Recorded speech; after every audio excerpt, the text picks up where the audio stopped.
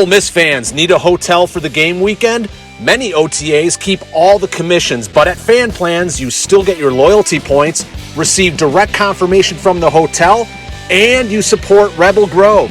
Visit fanplans.com/Rebel Grove today.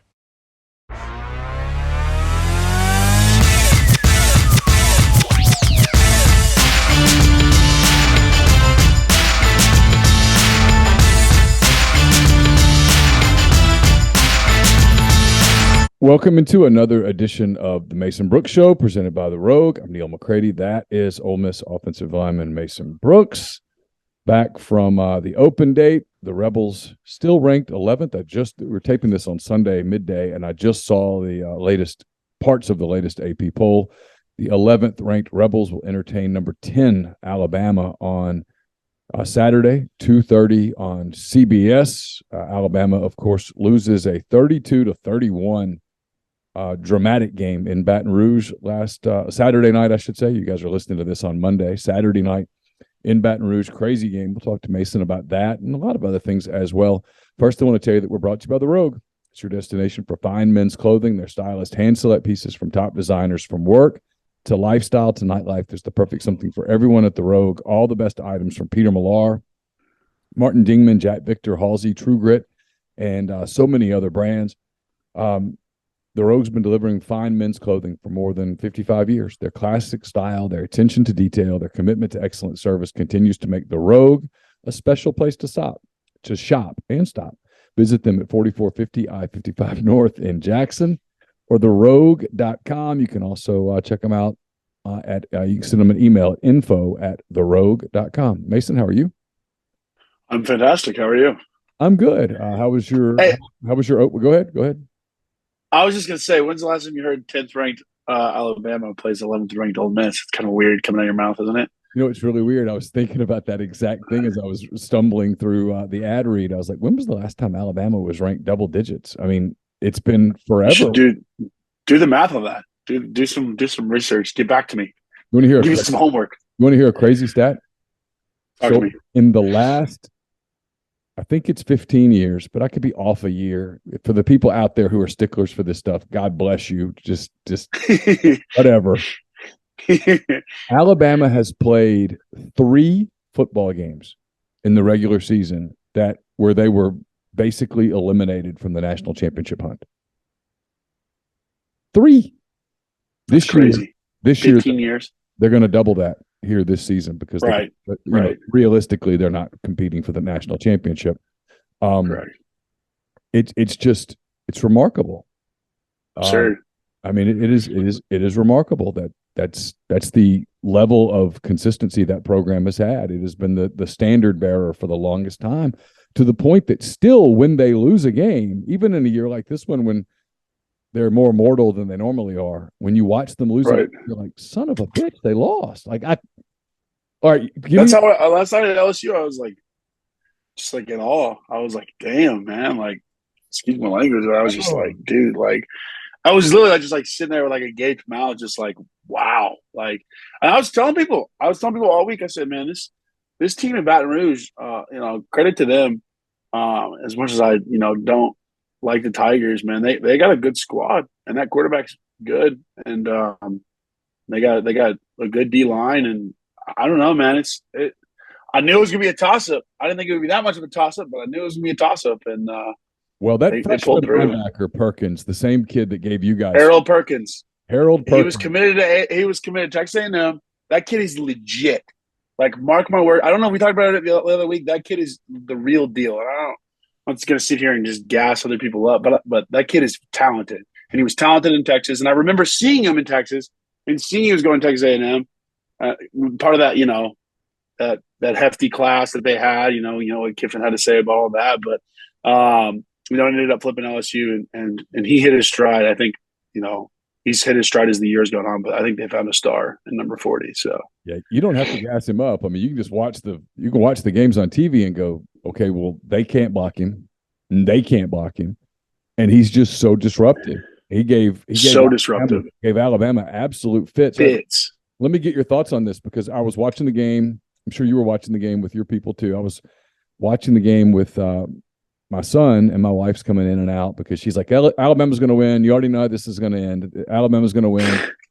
And she's like, when it went to overtime, she goes, well, I'm going to go take my bath because I know what's going to happen. I'm like, well, hold up, because you never know. And she's like, oh, no, I know what's going to happen. I'm like, oh, I get it. I get why you feel that way. And then, of course, Alabama scores. They kick the extra point.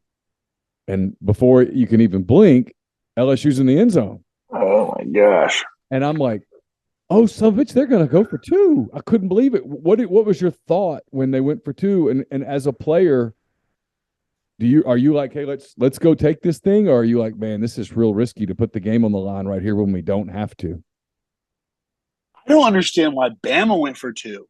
Do you remember when Bama went for two, like a couple drives prior? Well, they went for two. Like, I understand, like logistically to put it right. Yeah, once, but if they had just kicked it, it wouldn't have. I know it's hindsight, coaching hindsight, whatever.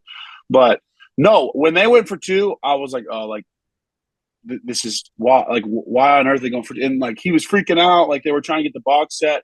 But as soon as they brought that freshman tight end in motion against the odd stacked back, against the odd stacked box, and they didn't fully rotate to begin with. They had too many guys on the field, so they brought him off, and then Toto was trying to get everyone set. And as soon as they brought him in motion, that's the same play that they ran against us. It might have been us. I can't remember, but we've had that play run against us this season where they bring the tight end against the unbalanced set and they just slide him out and they basically just set a pick with a receiver right there. And as soon as they brought him in motion, I said, it's going to tight end, it's going to tight end. And then as soon as he flushed out of the pocket, I was like, tight end, like this is over. If he catches this, it's over. And he caught it. And I was like, I couldn't believe it. It was crazy. You mentioned Jaden Daniels, credit to him. It was a hell of a throw, and that's Jason Taylor's kid who's got some athleticism in his blood. Yeah, no, that kid's a great player. They got good guys, man. Yeah, good guys. Talented. Okay, so this sounds crazy. I'm curious with you guys as coming out of an open date. This game just a couple of weeks ago had so much juice attached to it. It still does, but it's different now because, I think there was this assumption that Alabama would beat LSU and that you guys would have a shot to control your own destiny in the SEC West, beat LSU, and then you take care of business the rest of the way and you go to Atlanta. That's not the case anymore because now you need either Arkansas or Texas A&M to help you with LSU. And that's assuming that you guys take care of business. But does that take any of the juice out of this game, or is it still Alabama and you go for it? Not for us. If you look at it, it's the outcome of the game is frustrating. You could say whatever, but it doesn't change what we have to do. We have to win out whether Alabama wins by 100 or whether LSU beats them by 100. It doesn't really change what we as a team have to do. And that's what Lane preaches and has preached all year. The whole notion of controlling your destiny is kind of a frustrating one because you don't know week in and week out what's going to happen. Like Tennessee gets stomped now and, didn't see that coming, or maybe you did, but all you can really control is your schedule and how you play your games. And obviously, a frustrating one for us in Baton Rouge, but still very much just focus on winning, the next game. And that's been the motto all years.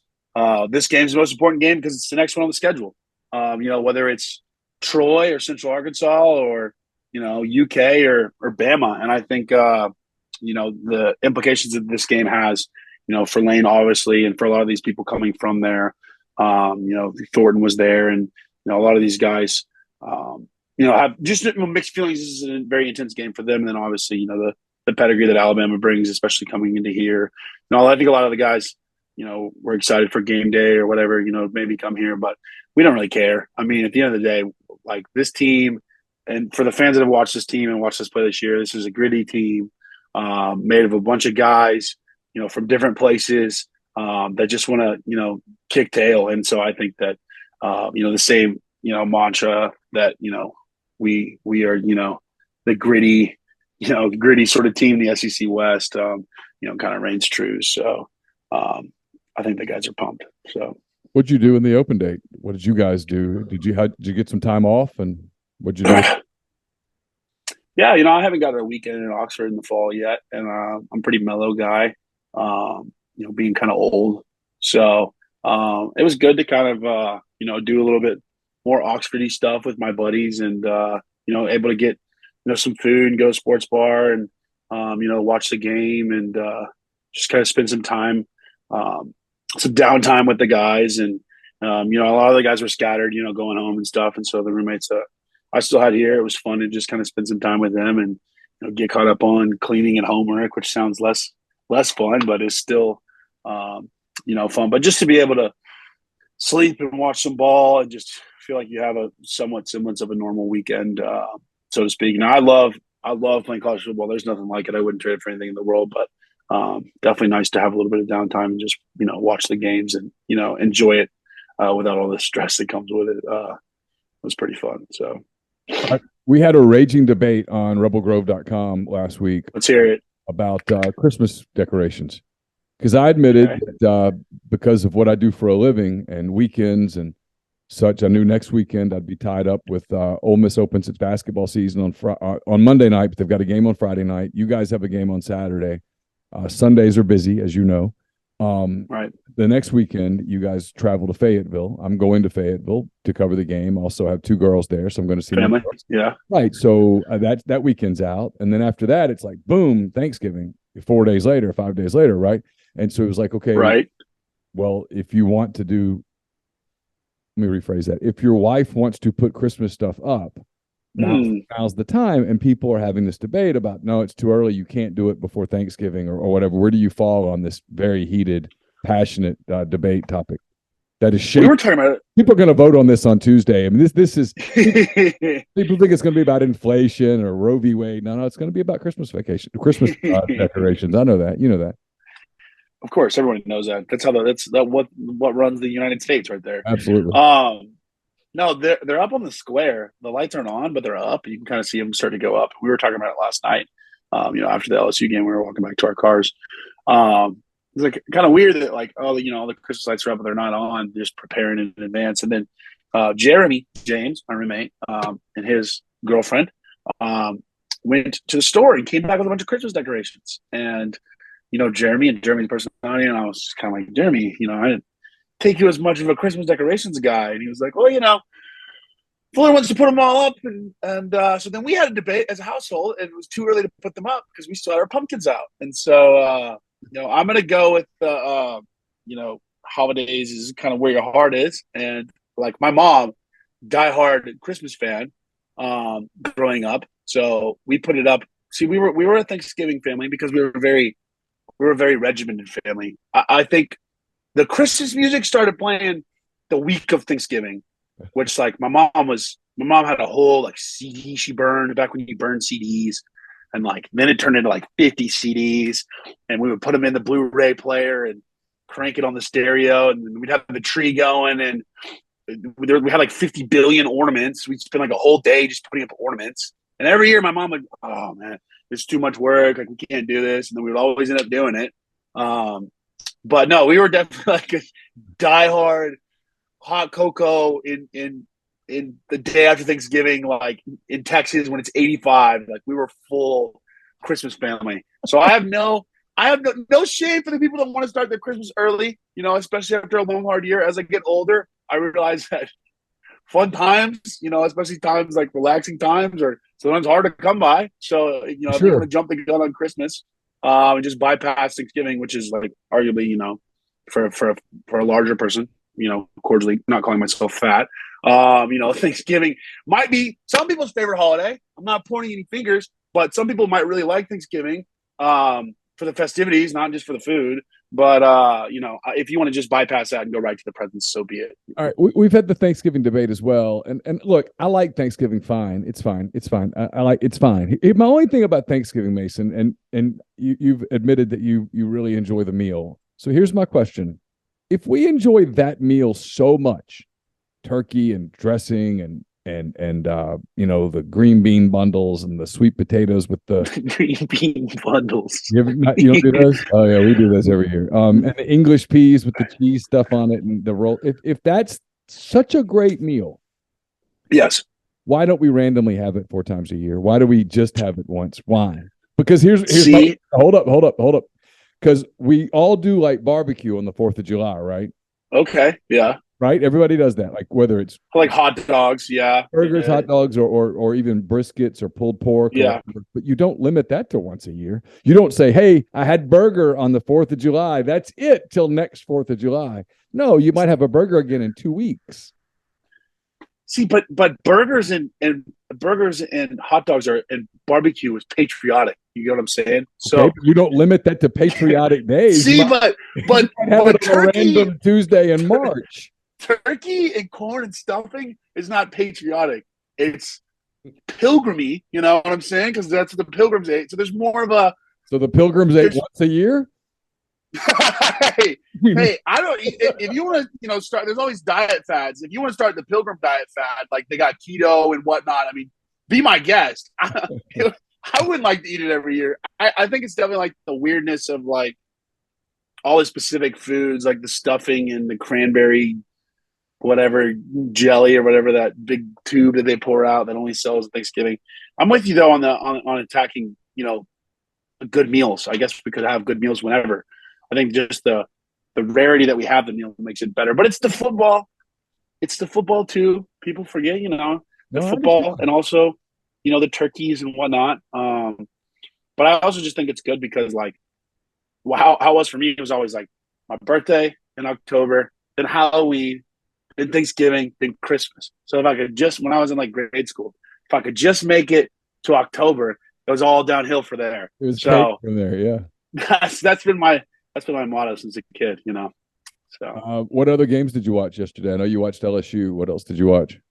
We watched the Auburn Mississippi State overtime game. That was pretty interesting. I like that. I like Cadillac coaching. I thought that was cool. One of his coordinators was running to throw a timeout and pulled a hammy, and they were clowning him for it. But I like him, stepping into that role. I thought that was cool game to watch. We watched. I watched Western earlier in the morning. Put the whoop on Charlotte, so that I always try to, keep up to date with my guys there. They've had a really good season, they reloaded. I did not, I wasn't sure kind of how that was going to work out, but they found another star in Austin Reed, and the same scheme seems to be working. They got a ton of weapons there, and so I've been really impressed with how they reloaded, especially on defense. I think they've done a great job this year. So excited to see those guys perform well. I feel like I watched another game. I just can't remember. I think we were flipping back and forth.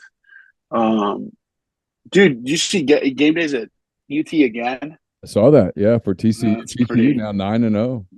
That's pretty intense. Do you at this point of the year is it hard not to kind of scoreboard watch a little bit? Because I mean, you guys, if you were to win out, you need some help, right? You guys, people have to help you outside. Is it I know you don't, but I'm curious to see that game next week. I think that'll be interesting because I feel like Texas with Quinn back is kind of putting pieces together. And TCU just for me is out of left field. I did not see them being this good. OK State's kind of, falling back, and Oklahoma kind of falling back, and they've kind of become the shining knight in the Big 12, so to speak. But I don't know how truly. I don't know. We'll see. I'm interested. Flirting with it though. TCU's flirting with disaster. Like they did it in West Virginia. It was, and they've had a couple like the Oklahoma State game they had was close, and so we'll see. If you want, I mean, you got to run through the odds of Texas, so we'll see how that goes. Before we wrap up, I want to tell you this podcast brought to you each and every week by Liston & Dees. It's a full-service law firm located in Ridgeland, Mississippi. Focuses on complex civil litigation. Liston & Dees' clients include individuals, businesses, and state governments throughout the United States. As a kid, did you kind of, I mean, this domination started when you were like, 8, 9 years old at Alabama. Is there a certain aura to facing them that that guys like you have to sort of overcome a little bit? I mean, when you're on the field, because people can say what they want, like Alabama's like just like anybody else, but that's crap. They've won a bunch of games and championships over the last few years, and they've been a dynasty while you were growing up. Yeah. Interestingly, Western Kentucky actually played Alabama. And I can't remember when exactly, but some of the guys that were there my freshman year were on the periphery of that team. And that was the first thing I asked them, like, what was it like, going to Alabama? And, I kind of learned myself as a young player. And the first game we ever played was Camp Randall at Wisconsin, which obviously isn't the same as Bama, but, being an 18-year-old on a mid-major team going to Wisconsin and watching them jump around was crazy. And I was just like, dude, I don't know how these guys play in these games. Like, I asked those guys, how'd you play against Alabama? And I feel like once you once you do it enough, you kind of just start to get comfortable with it. But first time for me playing all these teams, first time for me, LSU and at Vandy, So I think every week presents its own kind of, cool aura. Even though I'm not exactly where I want to be, it's still really special. Running out there with all those guys and having the opportunity to play there. So I definitely think not fear, but definitely exciting. To play in a big time game like that. That's why you come to the SEC, and that's why you want to be in this position this late in the year where. Hey, we need a couple things to happen, yes, but still very much, not out of the fight, and still a huge game with a lot of implications. And a team that's been like the gold standard, like you said, for as long as I can remember. So the ability to play those guys and go to work against those guys is something cool, and it's something unique that not every team gets to say they get to do every year. So. You mentioned hanging out with your buddies, watching some games and stuff. You mentioned game day earlier. On game day on Saturday, they did a thing on the future at Auburn. Obviously, Cadillac Williams is just the interim coach. Right. Pete Thamel with the Athletic or with ESPN. I don't know who Pete's with now. He's got me blocked on Twitter. But Pete listed 5 or 6 candidates for the Auburn job. Lane Kiffin's one of them. It's been going around for about a week now. I'm curious, inside the program, when you guys are just kind of hanging around, does that stuff come up, or is that stuff that you're able to pretty much kind of block out? I think the guys here are used to it. I think like when I was getting recruited, some of the other people were saying, well, don't go to Ole Miss because Lane's going to take an NFL job. He's going to the Vikings, or he's going to this or that. And when I talked to the Ole Miss people, I said, is there any validity to this? Like, what's going on here? And they were like, look, Lane is a hot name in college football and a hot name in football in general. And every time there's a job opening, like there was at like Nebraska earlier this year or wherever, like his name gets thrown in the pot because he's a hot name. He's exciting. He brings a lot of that pizzazz or whatever you want to call it with him. And so I think the guys here are just used to him getting thrown in the hat. I think he's, perfectly content and not really, that's not really at the forefront of his mind right now. I think he just wants to play this game this week. So I don't think the guy's worried about it. I just think when you have a great coach like that and someone who, kind of garners the respect that he is garnering and has been garnering over the past couple of years, here and what he's done here, I think that people want that and they want a piece of that. And so I'm not surprised that people are saying that and coming after him, and I'm sure they're going to keep coming after him because he's good at what he does. So, all right, last thing, we have attacked a lot of major issues on this show today. I feel like it's been almost like meet the press a little bit. We fell back last night. Daylight savings time's over. We're back into Central Standard Time now. Your thoughts on time changes for them, against them? I woke up this morning and felt like it was 10 o'clock and it was 9 o'clock. And I was like, heck yeah, I'm for that. Let's go. Extra hour of sleep. I hate spring forward with a passion. So it's always like, oh, fall back. Great. And then I remind myself, like, you have to pay for it and spring forward. So I heard they're getting rid of them. Is that true? I heard something about you're going to get rid of them. It's being talked about eliminating it perhaps in Mississippi this next time. Once we spring forward, we'll just spring forward forever and and just be constantly on Central Daylight Time. I think it's unnecessary. I also don't like when it gets dark at 5 because then you feel like a vampire, or you feel like you're in medieval times or something where it's just gloom. You're going to dinner and it's pitch black. But I need to do some research. I feel like when I was in grade school, this seemed like so much of a bigger issue for me. I was like, oh, the time zones and changing a day. I used to be obsessed with the fact that Australia gets to experience Christmas before us, and that's not fair. And why do they not warn us about things? But then I figured out how time actually works. Okay, keep in mind I was 8 or something. Okay, you mentioned a Family Guy when Peter and them take the trip to Italy, and he realizes he's 9-10 hours ahead or whatever, and he's like, "Oh, I need to call them and let them know what's going to happen." That was me, man. I'm right there with them. That's not good though that I'm equatable to Peter Griffin. So maybe I need to work on my intelligence there. But no, definitely would not be mad if they went ahead and axed that. They should axe it See, I don't know. See, I would say they should ask that for a fullback so we get more sleep, but I don't like dark evenings. So, well, this is good. Maybe get this kind of brewing amongst social media so we can get a definite answer on what the people of Mississippi want. So we will we'll put this out there into the ether and let people conversate, I should say, about whether we should have daylight savings time or whether we should stick with the standard time. It just, you know what it is, on the Mason Brooks Show presented by The Rogue, we attack the issues that are facing you: Halloween candy, Christmas decoration, daylight savings time. We got it all covered right here on the show. Listen, hard-hitting questions. Absolutely. Hard-hitting journalism right here. It's like meet the press. Enjoy your week. Good luck against the Crimson Tide, and we'll talk to you again next week as you get ready to go face your dad's former team, the Arkansas Razorbacks. Oh, yeah. Big time. So sounds good. We'll see you.